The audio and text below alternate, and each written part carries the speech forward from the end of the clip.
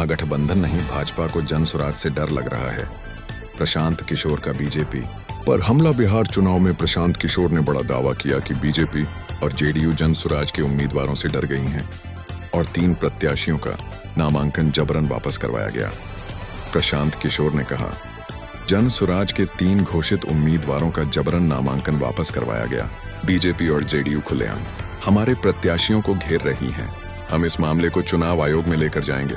बिहार विधानसभा चुनाव 2025 के बीच जनसुराज आंदोलन के संस्थापक प्रशांत किशोर पीके ने एक बार फिर राजनीतिक माहौल में हलचल मचा दी है। मंगलवार को पटना में प्रेस कॉन्फ्रेंस करते हुए पीके ने कहा कि इस बार बिहार में अलग खेल हो रहा है। उन्होंने बीजेपी और जेडीयू पर जनसुराज के उम्मीदवारों को दबाने का आरोप लगाया और कहा कि सत्ता पक्ष को अब सबसे ज्यादा डर महागठबंधन से नहीं बल्कि जनसुराज से है। प्रशांत किशोर ने कहा, जनसुराज के 3 घोषित उम्मीदवारों का जबरन नामांकन वापस करवाया गया। बीजेपी और जेडीयू खुलेआम हमारे प्रत्याशियों को घेर रही हैं। हम इस मामले को चुनाव आयोग में लेकर जाएंगे।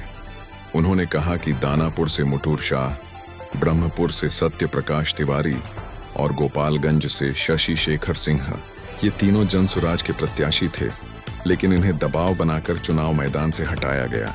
पीके ने कहा कि बाहुबली और सत्ता में बैठे लोग जनसुराज के डर से परेशान हैं। जिन सीटों पर हमने उम्मीदवार उतारे हैं वहां बीजेपी जेडीयू के नेताओं में घबराहट है। जनसुराज व्यवस्था परिवर्तन के लिए आया है। पीके प्रशांत किशोर ने कहा कि जनसुराज का उद्देश्य सत्ता नहीं बल्कि व्यवस्था परिवर्तन है और यही बात परंपरागत दलों को असहज कर रही है। पीके बोले, भाजपा को डर महागठबंधन से नहीं लग रहा, उनको सबसे बड़ा डर जनसुराज से है। महागठबंधन का डर तो सिर्फ जनता को भ्रमित करने के लिए दिखाया जा रहा है। प्रशांत किशोर ने कहा कि जनसुराज ने जो वादा किया था वो निभाया है। पार्टी ने बाहरी नेताओं को टिकट नहीं दिए। हमारे 200 से ज्यादा उम्मीदवार पहली बार चुनाव लड़ रहे हैं। 90% प्रत्याशी जनता से आए हैं और सिर्फ 5% लोग अन्य दलों से जुड़े रहे हैं।